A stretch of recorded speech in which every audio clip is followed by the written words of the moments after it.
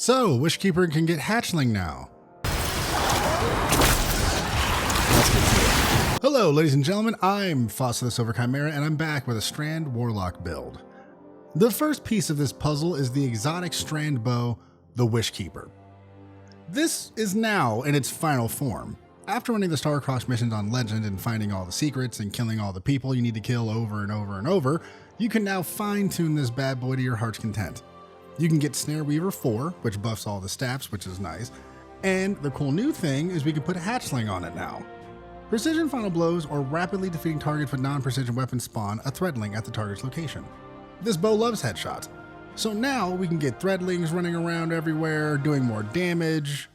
That's called synergy, and we take those here. The second half of the puzzle is the Mantle of Battle Harmony. Now I know the obvious first choice would be something like the Swarmers, and don't get me wrong, those are great, but hear me out. The exotic perk is Absorption Cells. Takedowns with weapons that have a damage type matching your subclass element grant you super energy. While your super energy is full, you instead gain a temporary bonus to weapon damage of the type matching your subclass element. So, you get more super energy, and you get more damage. I'm a simple monster, so this is all I need. But I'm also a greedy bitch, so let's add more. We're using the Strand subclass, and for grenades, we're rocking the Threadling grenade, because it's fun, and just wait, the shit gets crazy, I promise. For our aspects, we're rocking Mind Spun Invocation. God, warlocks and their weird ass names. Anyway, your grenades have enhanced functionality, and because we're using the Threadling grenade, we can consume it and immediately gain 5 perched Threadlings. This is great for producing a steady set of Threadling waves to hunt down all of our enemies. Next up is the Wanderer. Tangles you throw attach to targets and detonate into a suspending burst. Destroying a tangle creates a suspending burst after a short delay. Threadling final blows create a tangle. And there it is. The bow does more damage to suspended targets. The bow makes threadlings, and now we throw threadlings, then the threadlings make tangles, those tangles suspend bitches, Battle Harmony amps the bow's damage, plus you get more super energy so you can just toss it out whenever you feel the time is right. You see all that? That's called synergy. And we take those. Fragments are up next, and first things first. Thread of Evolution.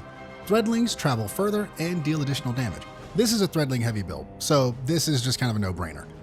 But on the plus side, you get 10 to your intellect stat, so that's nice. Thread of Wisdom. Defeating suspended targets creates an orb of power.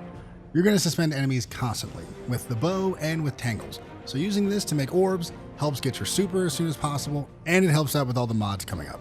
Thread of Generation. Dealing damage generates grenade energy. There's a lot of damage going around with this build. Whether that's the threadlings, the bow, all of the unraveling squigglies flying everywhere, all of that adds up to a lot of grenade energy.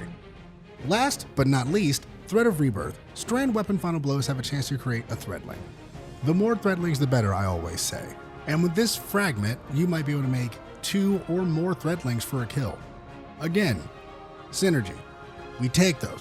Moving on to the artifact mods, the most important ones that I highly recommend are Unraveling Orbs, which is picking up an Orb of Power grants strand weapons unraveling rounds. This kicks up the damage a notch. Now the bow hits something and the squigglies start flying and damaging everything around in the area. This is fun when you trap a group of enemies and they all just explode into threadlings and wiggly woos. Next up is Horde Shuttle. Damaging unraveled targets with a weapon occasionally spawns a threadling. More threadlings is a good thing. If there aren't any threadlings on screen, you should be asking yourself, how can I get more threadlings on screen? As for other mods that work well, Dragon's Bite, breaking a combatant's shield with a strand or stasis weapon has a chance to suspend or freeze that combatant. This is a nice thing to throw in, it might help out every now and then. You can also work in some of the solar mods if you're rocking a solar secondary, maybe work in some Radiant or Scorch, it could be pretty fun. For armor mods, we want to focus on orb generation and getting your grenade back ASAP. On the head, I say Ashes to Assets for more super energy. And siphon mods are a must. We want orbs for days. On the arms, we want grenade kickstart to help get our grenade back faster, firepower for orbs, and I like running momentum transfer to help with getting melees back a little bit faster. We're throwing grenades non-stop, so it helps, and the melee is useful to add more unraveling squigglies. On the chest, I put 2 stacks of charged up to get more energy from the kickstart, and a reserve mod because I'm usually running a strand heavy, so more ammo equals more fun. On the legs, we have stacks on stacks, so when you pick up an orb, and trust me, there will be a lot of orbs, when we grab an orb, it counts for 2 for our armor charge, so this helps fill up our stacks a little faster. Then I like to throw on Innervation and Recuperation for energy and health respectively.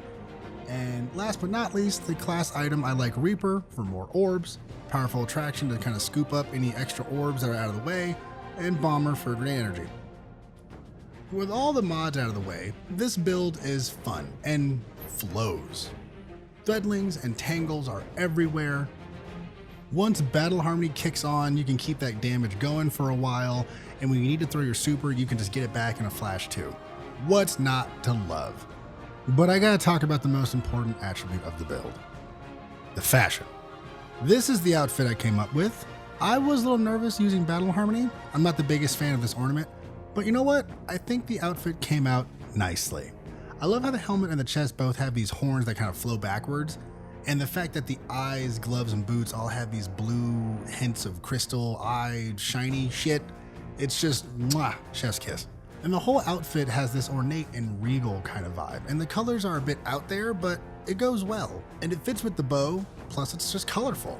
I dig it. I was kind of thinking of being an Ahamkara in a humanoid form.